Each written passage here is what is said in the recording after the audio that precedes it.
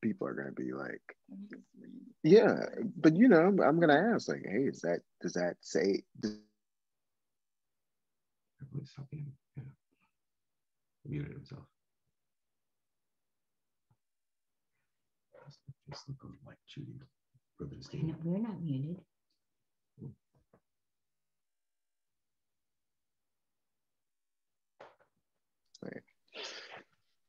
all right. Sharon Sanders, that's my cousin. You know, I am in tall cotton right now. I've got my family, two family members, Ellen and Sharon. I haven't heard that expression in a long time. Yeah, is that Joanne? Hey, Joanne. Wow. Well, you know, I am from the deep South, so. Okay. Makes sense. Yeah. Okay, I guess we're recording now, so we can start. We can officially start. Okay. Let's do it. My name is Rabbi Stephen Morgen. I'm a rabbi with Congregation Beth Yeshurun. This is my wife, Cantor Diane Dorf, and Reverend Johnie. Why don't you introduce yourself? Sure. I'm Johnie Jones. I serve as the executive director at Bread of Life, which is a nonprofit located in downtown Houston. And this is my lovely wife, Adriana. Okay, so this is, we're going to do a Seder. This is a traditional Jewish ritual that's done the first night of Passover and the second night, also the second night of Passover in conservative and Orthodox traditions. The Reform movement usually only does one night of Seder. It's a special ritual that sort of reminds us of the Exodus from Egypt, as the entire holiday is about the freedom from slavery. The special rituals that we do at the Seder were sort of embellished a lot after the temple was destroyed in Jerusalem in the year 70, about 2,000 years ago. So before that, all we know about the Seder was that we had a Passover lamb to represent the first Passover lamb from the Exodus in Egypt. We had bitter herbs to remind us of the bitterness of slavery. And we had matzah, the bread, which is unleavened bread. That's what the Torah required. And then the Torah said, you eat this meal and your children should ask you what this is about. And then you should explain to them the story of the Exodus. And that's all we know about what the ritual was like before the temple was destroyed. But afterwards, our sages kind of made it very, very unique. And they were obviously very successful because this is the most commonly performed at-home ritual among the Jewish people for thousands of years. So this turned out to be a very successful innovation they did. I'm going to try and describe some of the elements of the Seder as we go along, but because it's about the Festival of Freedom, there's an obvious relationship here with African-American citizens. And as we'll talk about as we go through the Seder, there's some obvious parallels and stories. So what part of the point of doing this this interfaith Seder is to highlight those aspects of what we're doing. So Seder means order in the Hebrew language. By the way, we are recording this, just so you all know. It'll be available on our YouTube channel later, so you can tell your friends if they missed it and tell them what they missed. And if you have any questions, by the way, you can put them in the chat box. I should also add that. Looks like we already have 2 comments in the chat box already. So let's just take a quick look at what's there. Right, so there is a link right now in the chat box to the text that we're going to use tonight. If you want to download it as a PDF, we'll also be screen sharing it so you can watch it on the screen. And what was I going to tell you before that? Order of the service. So the word Seder means order, and there's an order to the proceedings of Seder. And there's certain elements that it has to have, and there's certain ritual foods that are set on this plate over here. And so we're going to try and go through that. I'm going to pick out the most important elements of the Seder to do. We're skipping a few things because we want to highlight the parallels between our communities. So the first thing that's usually done at the Seder is called Kiddush, and it's a blessing that we recite over a glass of wine that says, this day is a holy day. It's a holy day for us to remember the Exodus from Egypt. And instead of doing that long blessing, there's a short blessing we recite just over the grape juice or wine. It's thanking God for creating the fruit of the vine.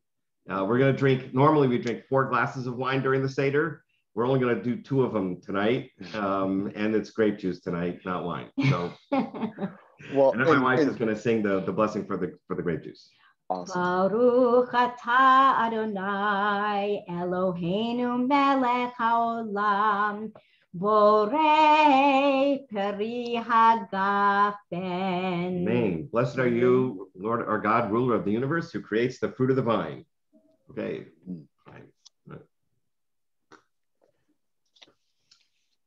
So the Seder meal, part of what made the structure of it was the rabbis 2,000 years ago knew about formal banquets that was done in the Greco-Roman world.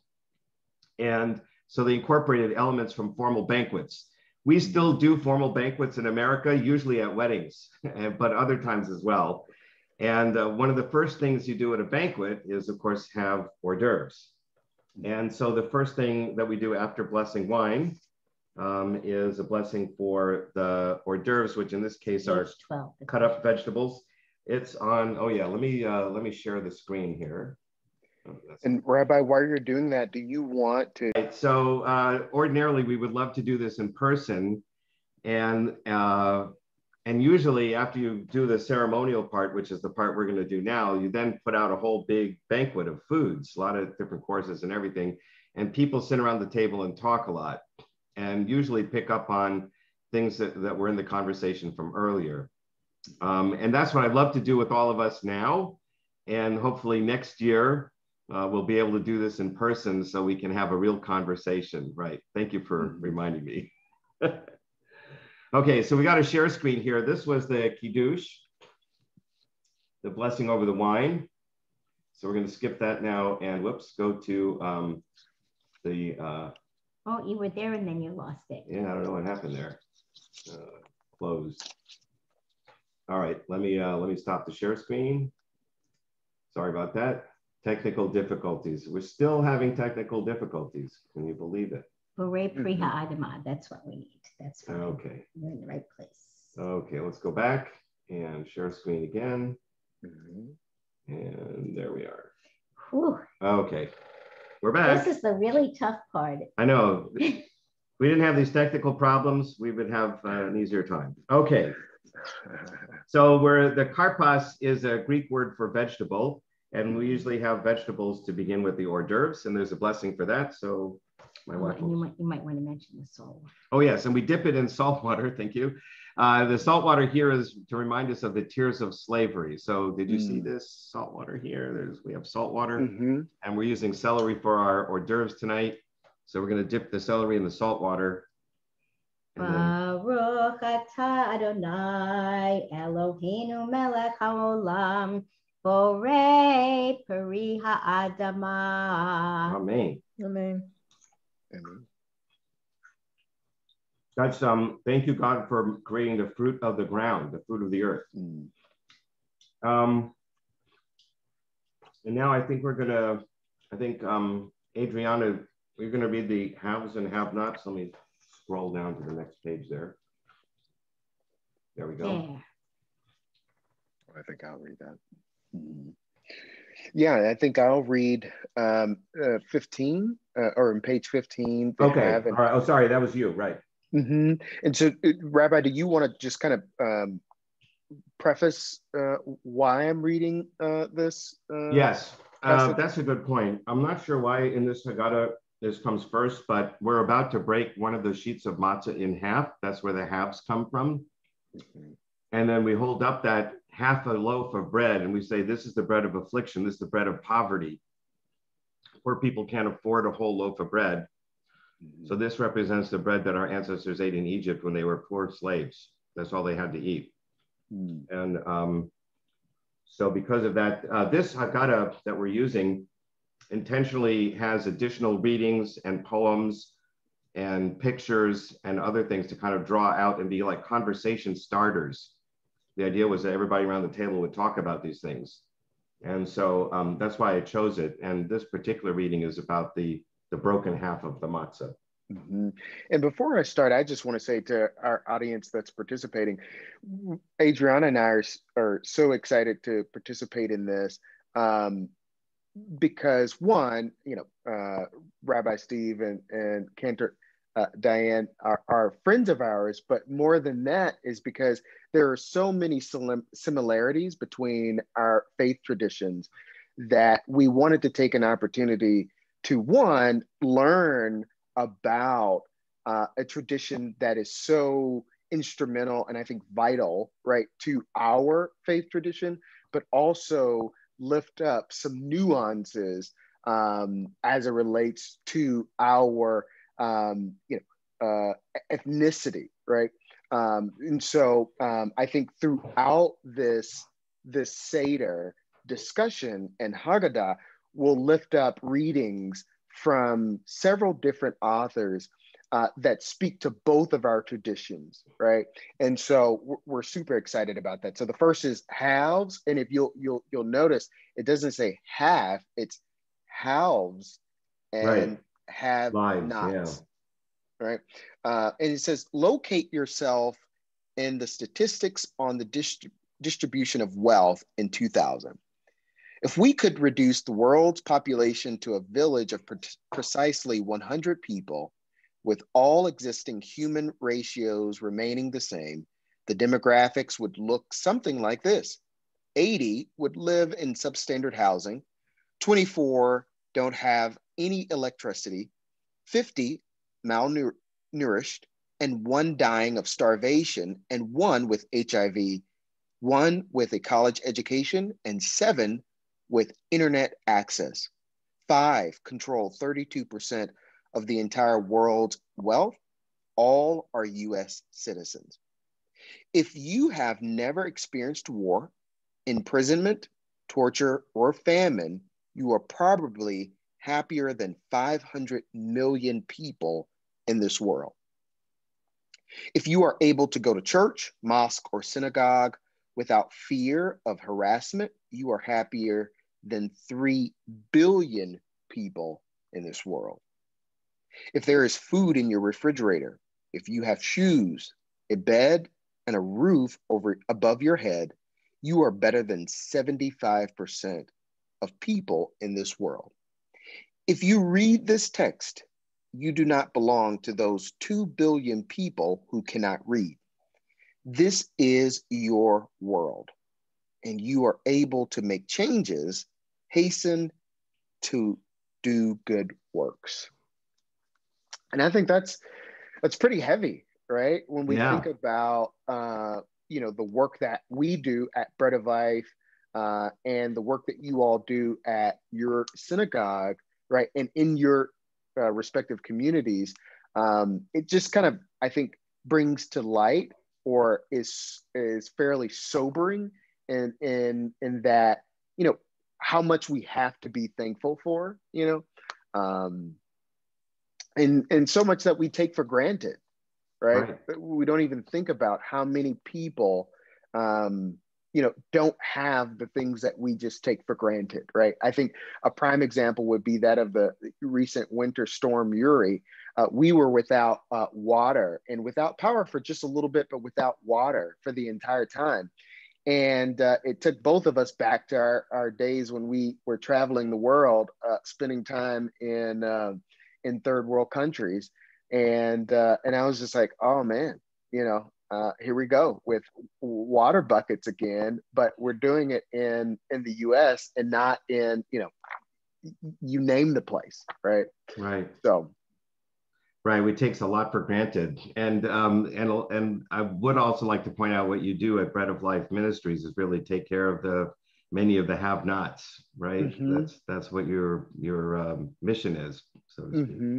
Mm-hmm. Yeah, Pastors Rudy and Juanita Rasmus founded our organization in 1992 with the simple mission to provide support to men and women experiencing homelessness. Fast forward nearly 30 years later, we're still doing that in a number of ways. And so I think this passage here really drives home the point that, we all can find reason to be grateful. So. Okay. All right, so now we're going to go to the breaking of the matzah in half. So this here is our plate of matzah.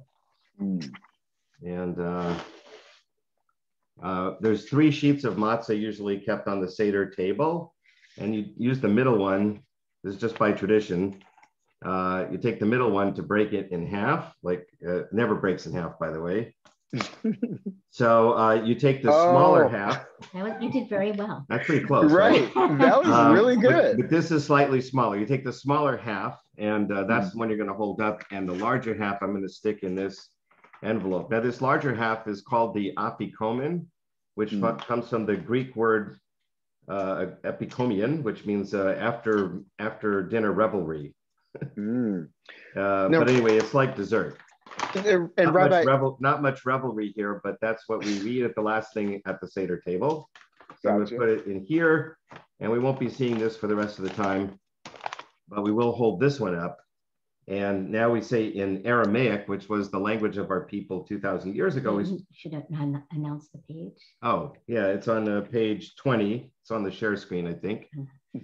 Yeah, so Aramaic was the language of our people 2,000 years ago. It's related to Hebrew, but not quite. So if you've ever heard Chaucer read in Chaucerian English, that's about like the difference between Hebrew and Aramaic. Anyway, I'm going to do it in Aramaic. Halach ma'anya di achalu avtana ber'ara dibinsrayim. This is the bread of poverty and persecution that our ancestors ate in the land of Egypt. Let all who are hungry come and eat. Let all who are in need come and share the Pesach meal. This year we are still here. Next year in the land of Israel. This year we are still slaves. Next year, free people. So this is saying, first of all, we welcome everybody to the table to eat, to join us in food. There used to be a tradition actually of welcoming strangers, and some Jews continue to do that to their Seder. Usually they invite friends and family, and that's already a lot of people. But if there's guests in town or other people, they usually invite a few extra people. And the other thing is this year we're here, next year in Israel. That's a statement about desire for the messianic time when everybody is living in peace and happiness and prosperity together. So we feel like this world is unredeemed. It's not perfect, obviously. And so hopefully we pray that next year at this time we'll be celebrating in a perfect world. And so that's what that's about. So I'm going to put this back down here now. That was just a show and tell kind of a thing. And Rabbi, tell us why you pull out the middle matzah versus the others. Yeah, that's a really good question. And I used to know the answer to that, but I can't tell you why there's 3 sheets of matzah. Perfect. Okay, so normally we have 2 loaves of bread on a regular Sabbath, because in the book of Exodus, when the Israelites were wandering in the desert, they had to collect manna every day, and new manna would fall every day, but it would go bad at the end of the day, so they couldn't store it and save it up.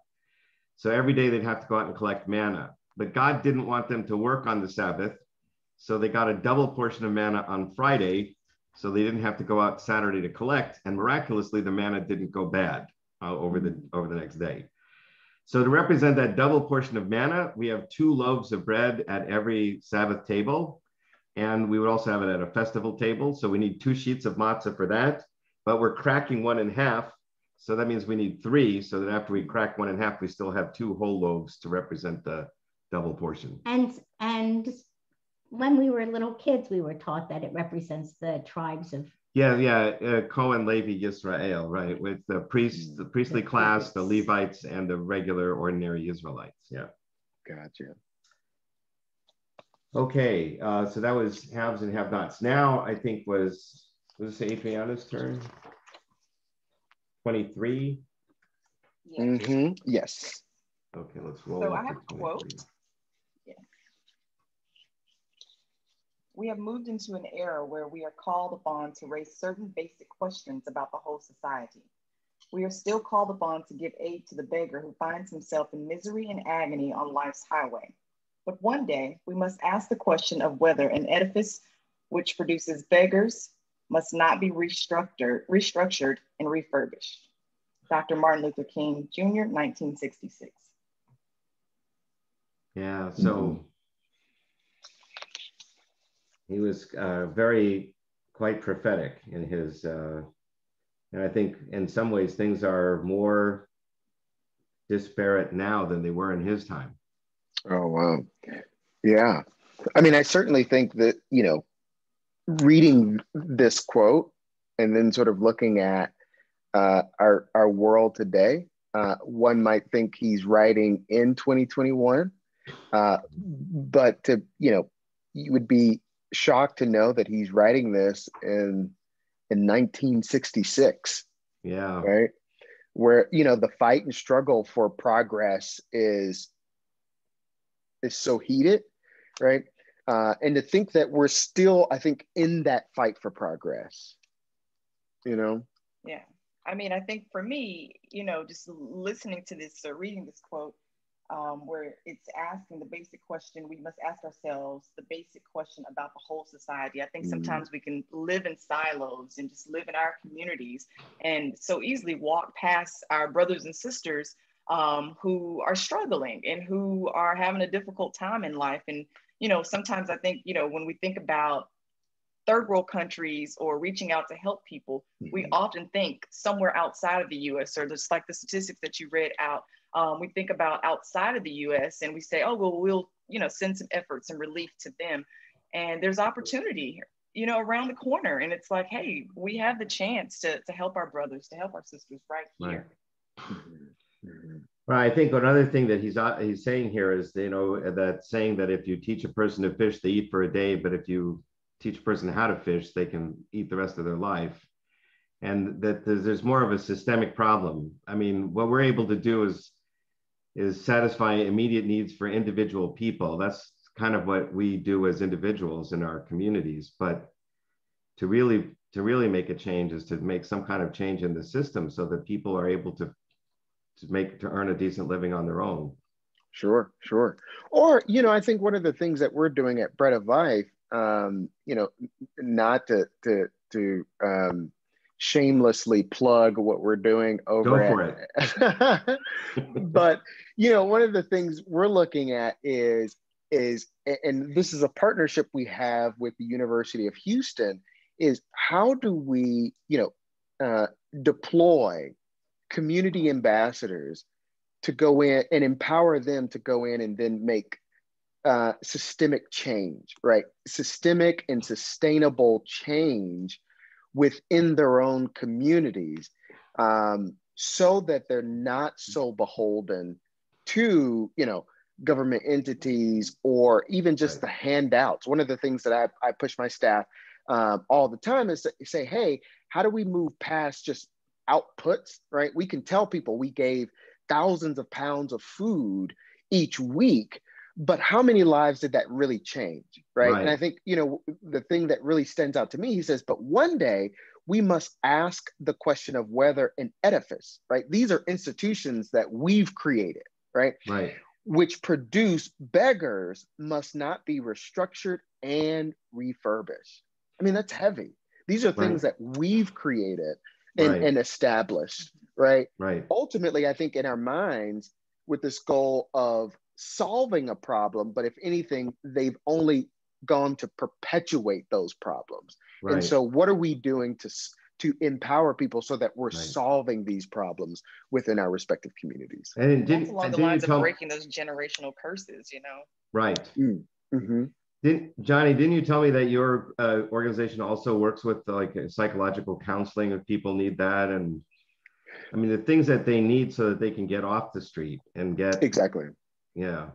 Yeah, we're actually partnering with UT Health right now, and in a project whereby we're taking people who are experiencing chronic homelessness and assessing their mental health over a certain period of time, but then also providing them with the necessary tools to do to overcome any sort of barriers that they may have encountered around mental health, and then providing them access to mental health support, right? So it's not enough to just assess those individuals, but providing them with the tools that they need. And this is actually a really cool project because it's like Bread of Life UT Health, and then Marshawn Lynch, the football player.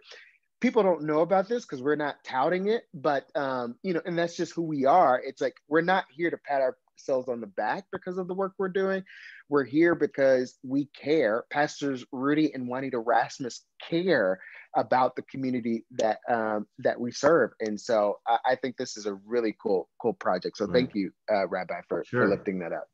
And I think another thing that relates back to our Passover story is that, you know, it's one thing to help a particular slave, like Moses rescued one slave from one of the taskmasters, but that didn't end slavery per se, right? He had to come back later and really change the system. And so I think that aspect is also in the Exodus story too. You know, and I don't want to belabor our time, but or belabor this point rather, before we move on. But you know, that just makes me, you know, want to ask sort of like a rhetorical question to our audience. You know, are there elements of your world or our society or community that you desire to change in some form or another, right? And then, you know, I have to ask, well, what are you doing to bring about that change? I was on a panel discussion last year, just shortly after the incident with George Floyd, and you know, there were tons of people with backgrounds asking, well, Johnie, tell me, what do I do? And I feel like everybody's asking for that panacea, right? Like, what's that silver bullet that's going to change everything for everybody and myself, so we all live in peace and harmony? And the question I had to pose back, because I don't want to answer a question with the question, but you have to ask the question, well, what is it that's sitting at your feet, right? What is it that you could be doing in your community, on your job, with your family, right? To make a difference, right? It doesn't have to be some stark difference that's made on the national level, but what is the difference you can make right in the place where you work, or among your friends, or whatever? Yeah, right. Start with the things you can do around you. Exactly. So so we're gonna move on to the next part over here. The next thing that usually happens at the Seder is usually the youngest person at the table asks 4 standard questions, and that's what this is here, the 4 questions. They all relate to the special things that we do on the night. We eat unleavened bread, the matzah, instead of leavened bread. We eat bitter herbs, as we're going to see a little bit later. We dip the vegetables in sauces. That's kind of unusual. And we're supposed to be reclining on our chairs instead of sitting upright, because reclining is more relaxed, and like you're, in the old days, that was how the aristocrats used to eat, right? They sat on couches or reclined on couches instead of sitting up on chairs. Which came from that. What? I was just going to say, which came from like that Greco-Roman. The Greco-Roman banquet. Exactly right. We went to a, was it Sipori? Yeah, there was a museum. Oh, there's Sipori, yes. Yeah. There was an archaeological site where they had a mosaic. They had an ancient home. They had a big house. Right, a villa. Yeah. And the mosaic in the floor indicated the shape of the triclinium, you know, the 3 sides of the banquet hall. Right. It was pretty amazing. You could definitely envision the people lying on their couches there. Right. Wow. The fancy mosaic in the middle is actually a bacchanalian feast, because it was obviously not a Jewish home. But then there were blank tiles on 3 sides, because that's where the sofas went, where people would be reclining. Huh. And so the dining hall was called the triclinium, because those 3 sides, they were reclining. Wow. I love that. Anyway, there's 4 questions here, but the purpose of these questions is the Jewish idea that people have to constantly ask questions. That, you know, even if you think you already know everything, in fact, the Talmud says, even if you know all the answers, you still have to ask the questions, because maybe you'll learn something new by continuing to ask. And so that's what that is about. And now we're going to go on to the next section. So why do we do all these crazy things? Because well, there's several different answers given in the Haggadah, but this is the short one, so the one I chose. Because we were slaves to Pharaoh in Egypt, and God, we call him in Hebrew Adonai, freed us from Egypt with a mighty hand and an outstretched arm, right? So there's in like 2 sentences what this holiday is about. We were slaves and God took us out of slavery. So that's a simple answer to that question. Mm-hmm. But now we have another reading, which I kind of think drives that point home. Mm-hmm. That's the depths of degradation. Mm-hmm. Yeah, and I think I can read this if you want. Sure. This is actually by Harriet Jacobs. And if I'm not mistaken, she is considered, I think, the first woman to author a fugitive slave narrative in the US. Wow. Or at least that's kind of what I scribbled in my notes. This is something to really listen to and take in, because this is a first-hand account from what we would call in divinity school, or I guess any school, is a slave narrative, right? That's giving that first-hand account of what this period was like. And so I'll read this, and it's called The Depth of Degradation. It says, the degradation, the wrongs, the vices that grow out of slavery are more than I can describe. They are greater than you would willingly believe.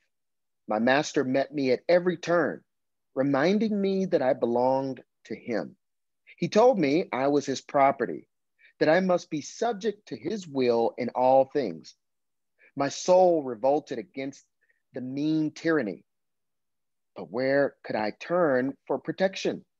There is no shadow of law to protect the slave girl from insult, from violence, or even from death.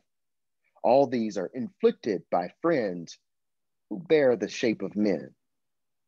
When they told me my newborn babe was a girl, my heart was heavier than it had ever been before. Slavery is terrible for men, but it is far more terrible for women. Superadded to the burden common to all, they have wrongs and sufferings and mortifications peculiarly their own. God gave me a soul that burned for freedom and a heart removed with determination to suffer even unto death in pursuit of liberty. The slave owners seem to satisfy their consciences with the doctrine that God created the Africans to be slaves. What a libel upon the Heavenly Father, who made of one blood all nations of men. Slavery is a curse to the whites as well as to the blacks. It makes the white fathers cruel and sensual, the sons violent and licentious. It contaminates the daughters and makes the wives wretched. And as for the colored race, it needs an abler pen than mine to describe the extremity of their sufferings, the depth of their degradation.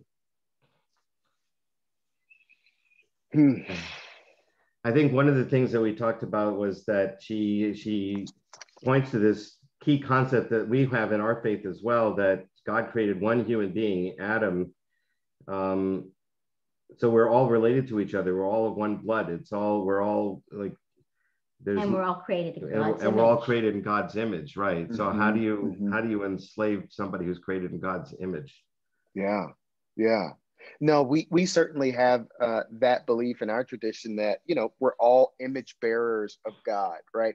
And so as a result, because I am an image bearer, you are an image bearer, regardless of the chasm, or gap between us because of, whatever beliefs, there is a responsibility on my part, right? To treat you with love, kindness, and respect.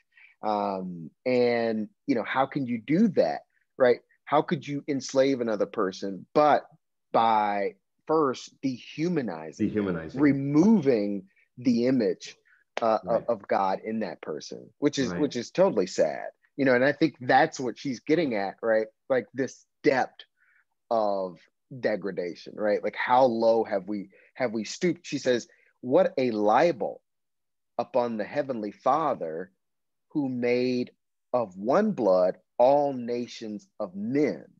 Right. You know. Yeah. You know, one of the things that this makes me think about is Frederick Douglass in his memoir. He talks about how, you know, on the slave auctioning block is very similar. He makes this correlation between the slave auctioning block to that of the stage where the preacher preaches on Sunday, right? At both hours, there's a bell or a toll to ring to signify that it's time for something to happen, right? Whether it be the auction or the sermon, right? You know, both individuals are lifted up, but one is in shackles, the other is Wow. free. Wow. I mean, just the stark comparisons that he makes and the connections, because many of the people on the stage in the church were advocating for the block, right, in the square, right. You know, so one of the things that we're going to read a little bit later in the Passover Haggadah is that in every generation, Jewish people sitting at the table at this meal are supposed to imagine ourselves as being slaves in Egypt.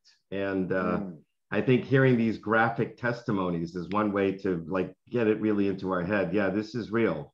You know, this really happened. Yeah, I mean, and we didn't talk about this beforehand, but one of the things that I'd love to lift up too, Rabbi, is the fact that when you say it's real, we're not just talking about the persecution, modern day persecution of Black and brown bodies in 2021, but we're also talking about the enslavement, right? Human trafficking is all too real. It still is, yeah. It's still all too real, you know. And Houston serves as, you know, one of those hubs, one of the major hubs of human trafficking in our country. Really? So, wow. Mm-hmm.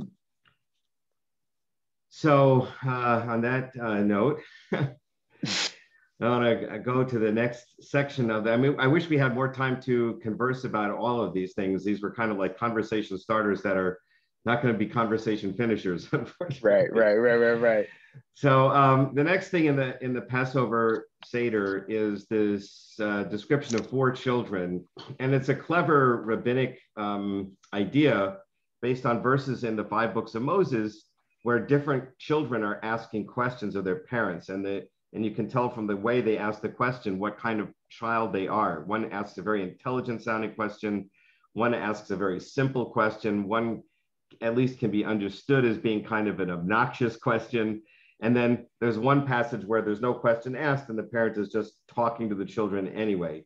And so based on that, the rabbi said there's 4 kinds of children: one wise, one rebellious, one innocent, and one who doesn't know how to ask.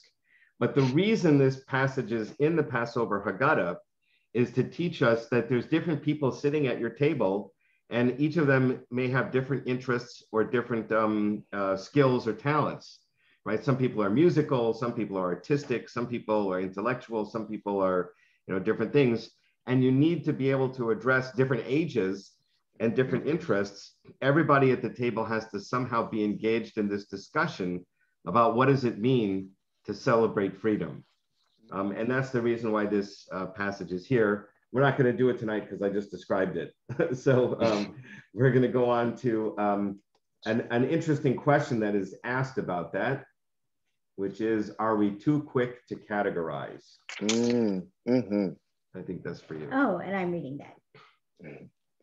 It is tempting and at times not altogether inappropriate to sort people into a few well-chosen types.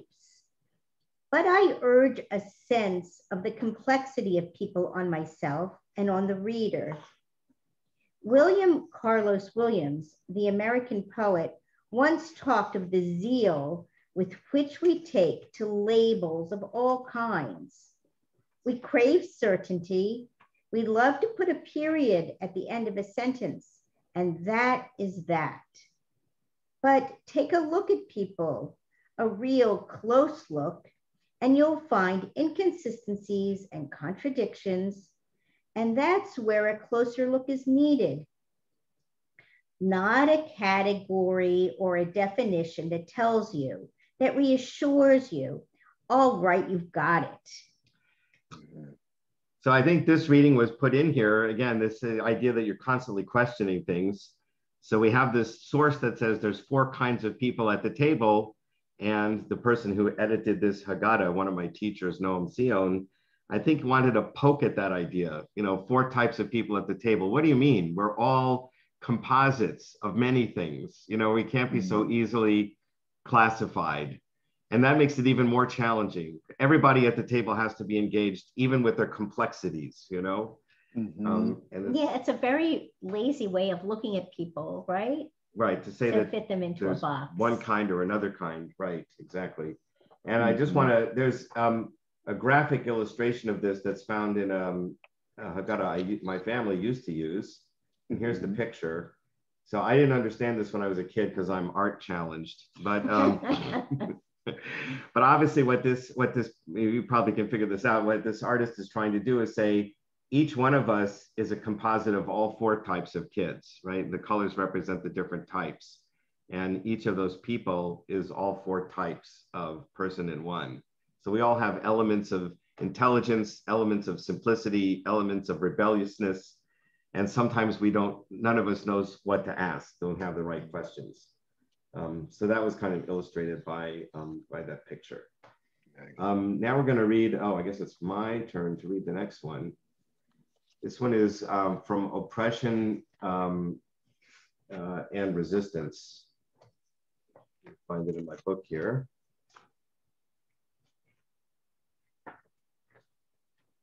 Okay.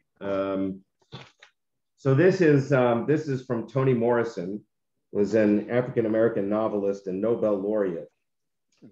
So it says, slavery is like playing checkers. Risky, very risky. For a slave woman to love anything that much was dangerous, especially if it were her children. She had settled on to love. The best thing was to love just a little bit, everything just a little bit. So when they broke its back or shoved it in a croaker sack, well, maybe you'd have a little love left over for the next one. Men and women were moved around like checkers. Anybody, the grandmother baby Suggs knew, let alone loved, who hadn't run off or been hanged, got rented out, loaned out, bought up, brought back, stored up, mortgaged, won, stolen, or seized. So baby's 8 children had 6 fathers. What she called the nastiness of life was the shock she received upon learning that nobody stopped playing checkers just because the pieces included her children.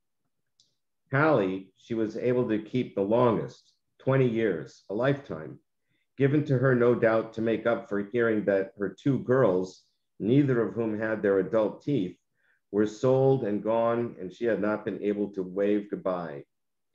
To make up for coupling with the straw boss for 4 months in exchange for keeping her 3rd child, a boy, with her, only to have him traded for lumber in the spring of the next year, and to find herself pregnant by the man who promised not to and did.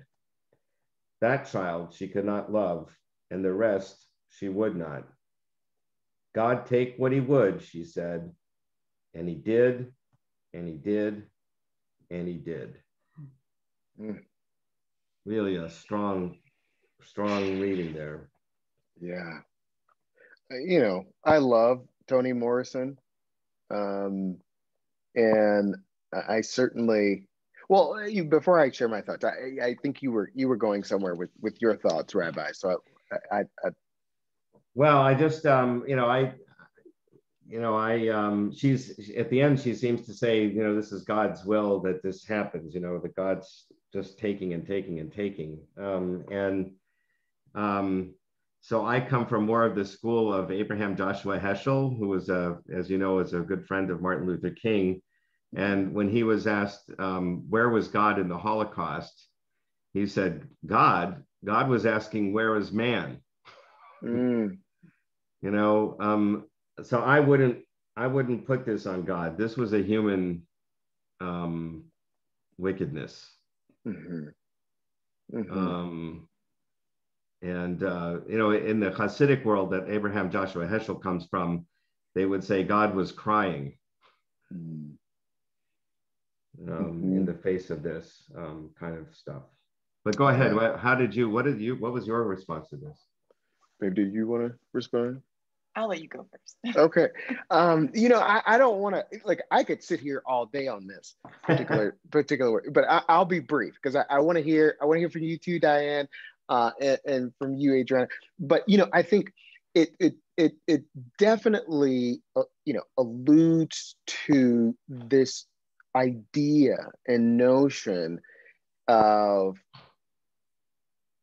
God being sovereign, God doing what God desires to do when God wants to, right? And so therefore, things that are happening to me are by God's design. Therefore, I should just accept it, right? Specifically or particularly when they are by God's people, when they are orchestrated, when these bad things are orchestrated by people who are bearing God's image.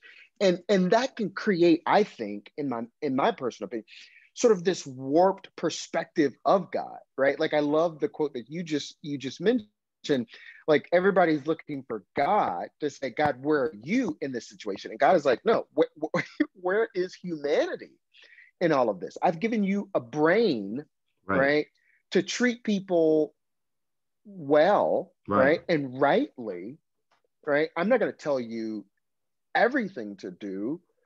So you have a responsibility. I think one of the underlying themes in all of this that we've talked about today, and especially within our both, in both of our traditions, is that there is a responsibility that we have, right? So when we get up from the Seder table, right, it wasn't just a meal, you know, a great meal, great conversation, and a tradition to participate in, but it's also something that I get up and I take with me, right? I take it with me when I go to Target. I take it with me when I go to Whole Foods. I take it with me when I'm out in the streets giving out blankets. I take it with me even when people are rioting on our nation's capital, right? I take it with me everywhere I go.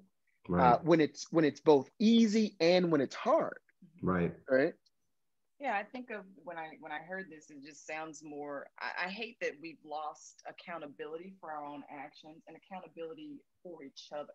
Like we have to be powerful enough or love each other enough to say, hey, this is something that's not right. And when I read the last quote, God take what he would, she said, and he did, and he did, and he did. And I know what she means. I assume I know what she means here.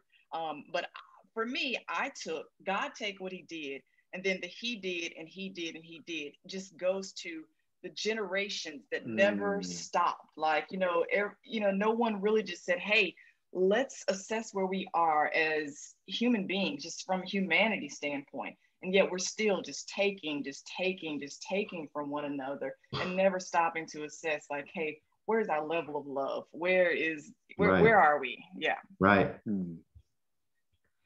So on that note, I want to shift to the next element in here, which is the 10 plagues. I just wanted to say one thing. Oh, go ahead. Just a tiny little thing. Yes, please. That, yes. Our tradition says, justice, you will pursue. Tzedek, tirdov. So even in the most difficult times, and even when we're very, very exhausted, we have to, in whatever way we are able to pursue that little piece of justice that we can go after. Well said. I love that. So now the next thing in this Seder meal is recounting the 10 plagues in Egypt. And when we do this, we're supposed to diminish, the wine represents joy, and we diminish our cup of joy for each of the plagues. And the idea is that even though the plagues were apparently necessary for us to get our freedom, we also recognize that it involved suffering on behalf of the innocent Egyptians, right? This was Pharaoh's thing, not letting the Israelites go. It wasn't necessarily all the Egyptians who were agreeing with him. So innocent Egyptians had to suffer because of the Pharaoh's intransigence. And so we actually diminished our cup of joy for each of the plagues. And the tradition was to take a fork or your finger or something and to pour out a little bit of your grape juice. I guess we'll just pour it in. Oops, you can use the spoon here. Yeah. So for each of the plagues. So I'll let Diane read the plagues, and I'll take out a little bit from the wine here as she reads each one. In English? In Hebrew and English, I guess. Dam, blood. Svardeya, frogs. Kinim, lice. Arov, wild beasts. Dever, cattle plague. Shchin, boils. Barad, hail. Arbe, locusts. Choshech, darkness. Makat bechorot, death of the firstborn. There's a story that my father used to tell all the time at the Seder that he learned, I guess, when he was a teacher in the religious school at the temple I went to. The story is that the Israelites, when they crossed the Red Sea, and then the Egyptian army chased after them, the Egyptian army was drowned in the Red Sea. And that was necessary because otherwise the army could have easily chased after them, captured them, and brought them back to slavery again. So the army had to be destroyed for them to be truly free. So they cross the sea, the Egyptian army comes in, the Egyptian army is drowned in the sea, and the Israelites finally rejoice at their freedom. And they start singing to God, Mi chamocha ba'elim Adonai in Hebrew, which means, who is like you, God amongst the mighty. And also, by the way, Miriam, Moses' sister, gives timbrels to the women, and they start playing their musical instruments and singing and dancing to this song. And the story is that part is in the Bible. The story that the rabbis tell is that when the angels in heaven saw the Israelites singing and dancing, they started singing and dancing too. But then God spoke to the angels and he said, why are you singing and dancing? Can't you see that my children are drowning? And this is a very interesting rabbinic insight. It's a story told by rabbis of, almost 2,000 years ago, that God has God's perspective, right? He didn't stop the Israelites from rejoicing at their freedom, but he expected the angels to have God's perspective. And in God's perspective, we're all God's children, right? Even the Egyptians' army, who was going to take them back to slavery, is still God's children. And so God silenced the angels and didn't let them rejoice. Wow. I love that story. Yeah. So now we're going to go to Rabbi Gamliel. We're almost toward the end here. So Rabbi Gamliel, by the way, there's two Rabbi Gamliels, a grandfather and a grandson. They both have the same name. And the reason I mention that is because we don't know which one it was. The scholars are divided. They argue both sides. But one of them, the grandfather, is mentioned in the New Testament. And he's mentioned in the book of Acts. I don't have that with me, so you can look it up after the service is over here. If you don't already know about the reference to him, he's actually portrayed fairly positively, I think, in the New Testament. He was the head of the Sanhedrin, at least that's what we understand, the head of the high court. He had a position of great importance. And he said, if you're going to tell this is the reason he's in the Haggadah here. He said that if you're going to tell the story of the Exodus from Egypt, why don't you do it? He didn't quite say it like this, but this is the way we would say it today. Why don't you do it as a show and tell, right? Or a PowerPoint like this is, right? And you've got the symbols on the Seder plate to tell the story. So tell the story using the symbols on the Seder plate. So he said, now, for instance, we have this beet here. Vegetarians don't use a real lamb's shank bone. They use a vegetable instead. And we don't have a lamb shank bone tonight, so we're using a beet. So you have to pretend this is a lamb shank bone. And that's supposed to represent the Passover lamb, right? Which represents the first Passover lamb that was sacrificed on the night before the Exodus, right? And the blood was put on the doorpost of the house. And then they roasted it and ate this as part of their meal. So that's what that is on the Seder plate. We have bitter herbs here tonight represented by this romaine lettuce. I know romaine doesn't seem bitter, but our ancestors considered it bitter. It might have been more bitter 2,000 years ago than it is today. I don't know. But anyway, romaine lettuce counts as a bitter herb. So it's represented by this. And this represents the bitterness of slavery in Egypt. And the third element, of course, is the matzah, which I held up at the beginning of the service, you'll remember, and said, this is the bread of affliction. It's a half a loaf and so it's like a poor person's bread, a slave's bread, all that slaves could eat, unleavened bread.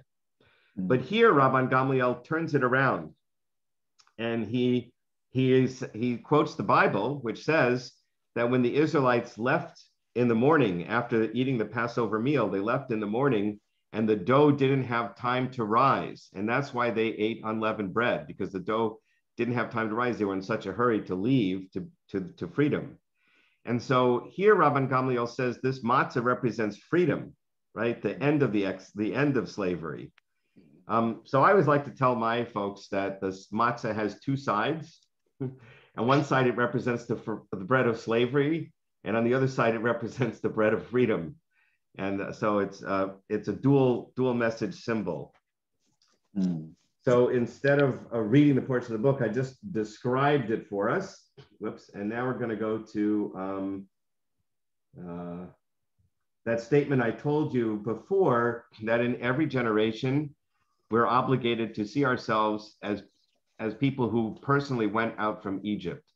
Just as it says, you shall tell your child on that day, it's because of what God did for me, not for my ancestors, when I came out of Egypt, right? So I have to see myself as being that slave in Egypt. And some of the readings that we read earlier kind of make that a little more pungent, a little more salient when we read what it was like to actually be a slave.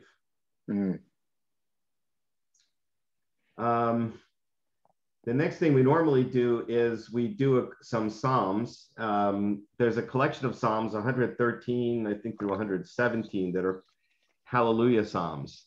And you probably already know this, but in Hebrew, Hallelu is the command form of the verb to praise, and it's plural. So it's in Texan, we would say, y'all praise.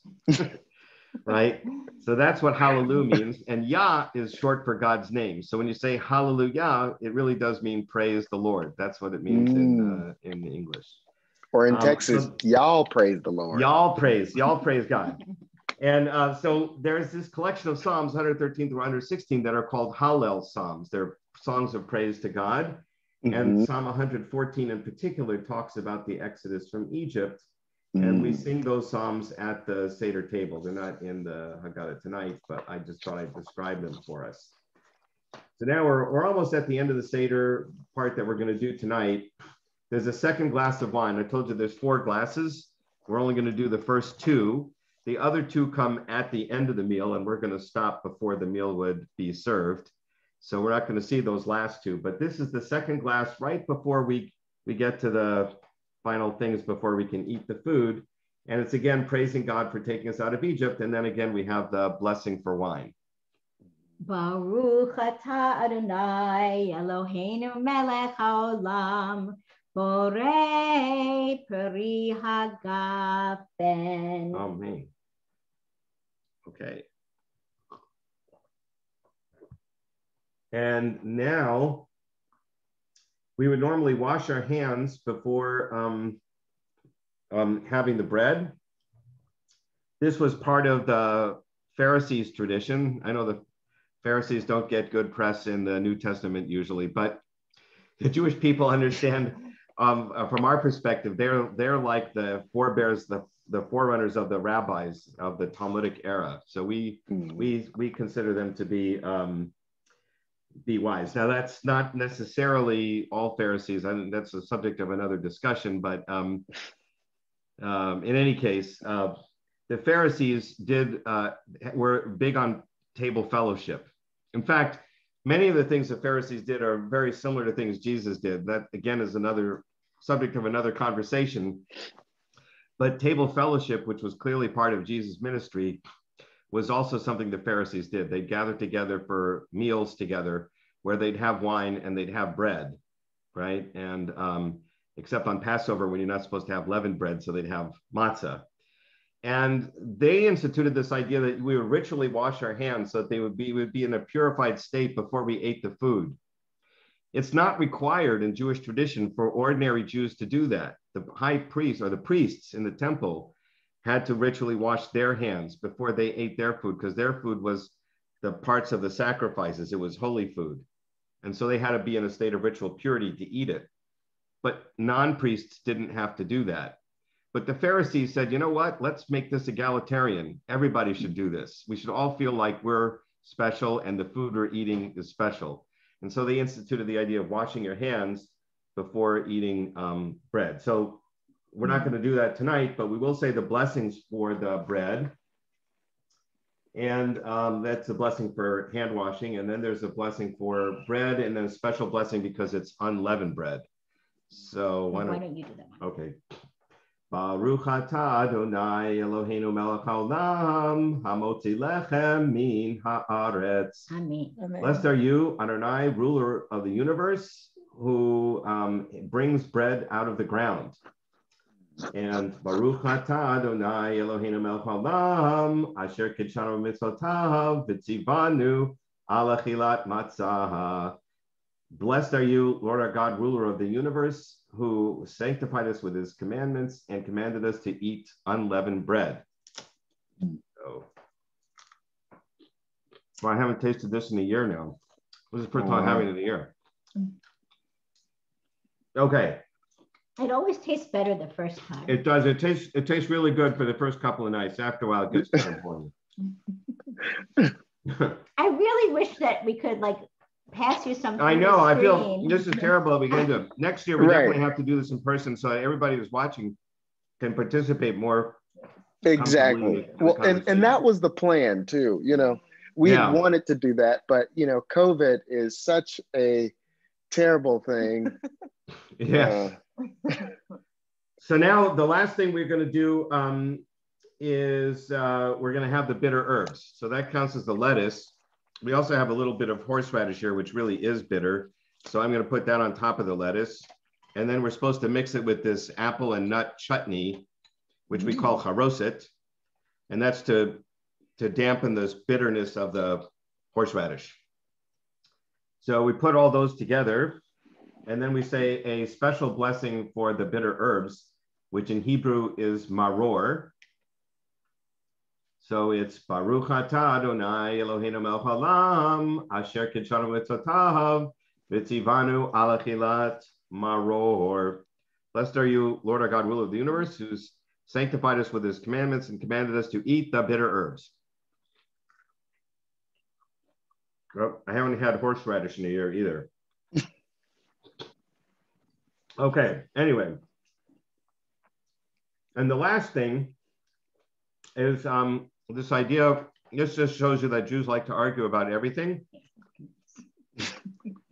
And one of the things they argued about is there's a verse in the Bible that says you're supposed to eat the Passover lamb with unleavened bread and bitter herbs. And our sage Hillel, who was Gamliel's grandfather, said, well, what does it mean when it says you're supposed to eat the Passover lamb with matzah, with the unleavened bread and bitter herbs? Does it mean all at the same meal, like you're eating them as part of the same meal? Or does it mean all of them have to be in your mouth at the same time? Is that what with means? It has to be all in your mouth at the same time. So he said it means everything has to be in your mouth at the same time. So he made a sandwich with matzah and the Passover lamb and with bitter herbs. But we don't have the Passover lamb because we don't do sacrifices anymore. So all we have is the matzah and the lettuce.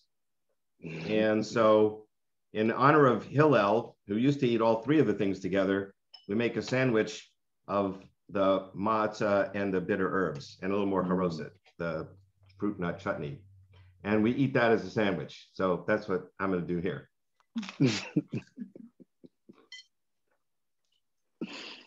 And now we have one last question, and I guess we can open it up to people who want to ask questions or answer this question, which is at the bottom and left in the yellow. Does somebody want to read that? Sure. What acts of hospitality and what volunteer work have you witnessed or participated in this year? And is there a tzedakah? No, that's justice.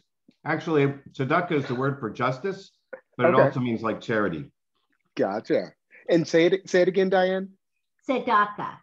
Tzedakah project you would like to do this coming year.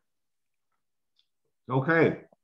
So with that, let's see if there's anybody that has questions. We'll stop sharing and see if there's questions. You can also put the questions in the chat box or just unmute yourself and ask a question if you have a question. Mm-hmm. I don't have a question, but I want to make a comment. Okay. Can you hear me? Sure. Well, since the Seder is fluid, then you can change it and add to it. And in recent years, we've added the women's contribution to the Seder, Miriam and her mother and the princess who saved Moses. So Yes. we also added a cup of water in memory Right. of Miriam, who, Right. who, go ahead, you can tell more, Rabbi. Yeah, so there's okay, so if you read the Bible closely, which just, the 5 books of Moses in particular, we read it every year. So we're always reading it again and seeing new things. So if you read it closely, you'll see that when the Israelites first left Egypt, one of the first things they did was complain. And the second thing they did was complain. And the third thing they did was complain. It's different complaint every time. The first complaint they had pretty much was, there's no water out here in the desert, Moses. You brought us out here to die. And so Moses, right, hits the rock and water comes out and they have water to drink. And then they don't complain about water again. That's from the, like, more or less the beginning of Exodus until toward the end of the book of Numbers. And suddenly they're out of water again. And they said to Moses, Moses, you left and brought us out here to the desert to die. There's no water. We're going to die of thirst. And so Moses hits the rock. Remember, he was supposed to talk to the rock, but he hit the rock. And so anyway, the water comes out. So the rabbis asked, how come we don't hear that they complained about water for the other 38 years they were wandering in the desert? We never hear about them complaining about water, just at the beginning and at the end. And they find the answer, or they answer themselves by saying that the chapter before they complained about there's no water, Miriam died. Moses' sister had just died. And so they came up with this answer that in honor of Miriam and her great merit, God provided a miracle for the Israelites in the desert, that wherever they went, there was always a well of water. But when she died, the well dried up. So that's why they're complaining 38 years later that there's no water. She just died. And so that's a long way of saying that in the modern world now, we're trying to be egalitarian, have, bring in women into the story as much as we can. We remember that midrash, that story, and some people put a glass of water on the table in honor of Miriam's well. Right, we have Elijah's cup. Elijah's cup is another glass of wine for a different reason, but then we also have Miriam's cup. Miriam's cup. And I think that was Beverly who was talking, wasn't it? Yeah. So Beverly would tell you that there's a fairly long-standing tradition of women having a special women's Seder to celebrate women's contributions to freedom and to Jewish life. Right. We've talked a lot about racial inequality, but of course, gender inequality has been also a long-standing problem. in many cultures. Mhm. Men are pretty dumb, and it took us a long time to figure out that half the population is women. And they've contributed every bit as much as men have to civilization, and probably more. But now we're trying to make up for lost time now. Right, right. Slowly but surely. Yeah. Any other questions? Any other comments? Hi, this is Joanne. I just wanted to say that I have thoroughly enjoyed this. This has been very, very eye-opening to me. All the ways that the different religions are similar instead of accentuating how they're different, and how the stories are interwoven. The theme of slavery, of course. And I am just thoroughly impressed with the mission of the Bread of Life. I think you guys do a great job. Thank you. Amen. Thank you so much. Thank you. Okay, anyone else? So this is Ellen. Hey, Johnie. Hey, Ellen. Hey. So Rabbi Morgen, I'm a member of Bris Shalom, just so you know, I'm an interloper. Okay, that's fair. But so what I wanted to ask Johnie was, we're talking about helping people and volunteering and opening our hearts to others. Does Bread of Life ever need volunteers? Do they ever look for volunteers, or since we're talking about that, is there an opportunity for some of the people on this call to be able to do some of that work? Sure. No, that's a great question, Ellen. And you know what? I think I might have a check for you, for asking that question. I might, maybe not. It won't be big enough, I'm sure. This is true. That is very true. But no, I really appreciate that. I would say we do have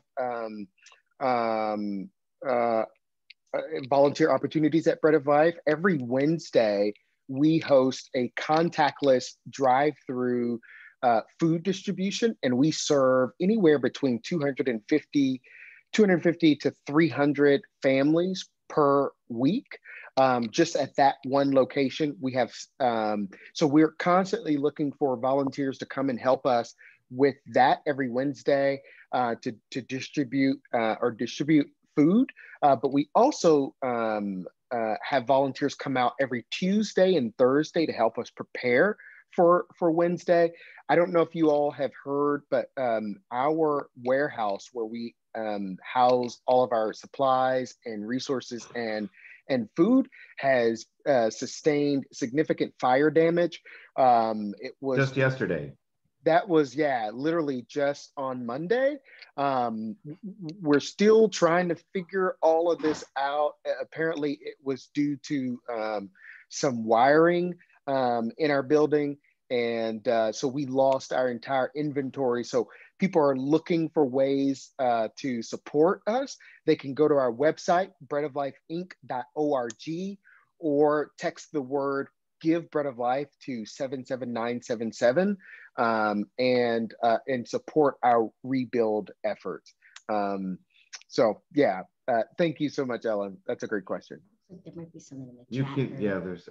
Well, and Johnie, I have to say, I didn't know there was a fire. I feel horrible that somehow I didn't. It was just yesterday. So let's talk more about that offline and what we can do at PCIC to maybe do some stuff, help out. If anybody needs the website information, we can get it for you. But I think if you Google Bread of Life Houston, you'll get it. Yeah. And I'm going to put it in the chat now. What is the name of the Haggadah? Oh, the Haggadah, yes. So it's called A Night to Remember. Oh, yeah, I know. And it's by Noam Sion. Yeah. And I love this. I just want to say, Rabbi, I love this Haggadah. Yeah. Did I say it properly? Yes. I love this Haggadah because it sort of interweaves the traditions of, both Jewish and Christian, but also really lifts up the nuance of African Americans who have a heritage of, of slavery, and just provides voice for them because there are so many similarities. There's so many firsthand slave narratives that point to, the plight of the Israelites, the children of the Israelites when they were enslaved in Egypt, right? And they look at that as a hope, right? Like, oh, if God did it for the children of Israel, then God will, one day rescue me from my plight, right? Which is that sort of, random, big, crazy word alert. It's that eschatological hope, right? It's looking forward towards, redemption. A redemption, right? Yeah. And so, I feel like there are just so many similarities between our stories. Yeah, you just reminded me, I skipped over another quotation from Martin Luther King that was from his Go tell it on the mountain. Yep. Yes, yeah. It's okay. I've been to the mountaintop, right? That was his sermon where he really kind of echoed that idea that Moses, was leading the children out of slavery in Egypt, and he felt the same, I guess, felt like he was channeling Moses at that night. Mm-hmm. He says, I've been to the mountaintop. I don't think I'm going to get to the promised land with you, but you will get there. Yeah. And of course, he was tragically assassinated the very next day. Mm-hmm. And it's hard for me to read it now without crying, really. I mean, it's just amazingly prophetic and tragic, but what an amazing speech. Definitely. Any more questions from the audience?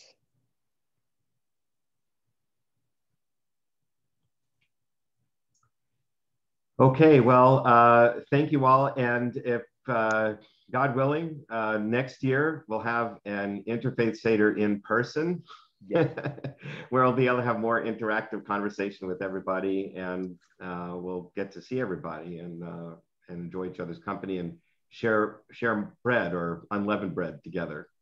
Yes. Thank you so much. This was so enjoyable, and I feel like I learned a lot. Yes, we had a great time. Thank you so much for inviting us. All right. Take care, guys. Take care.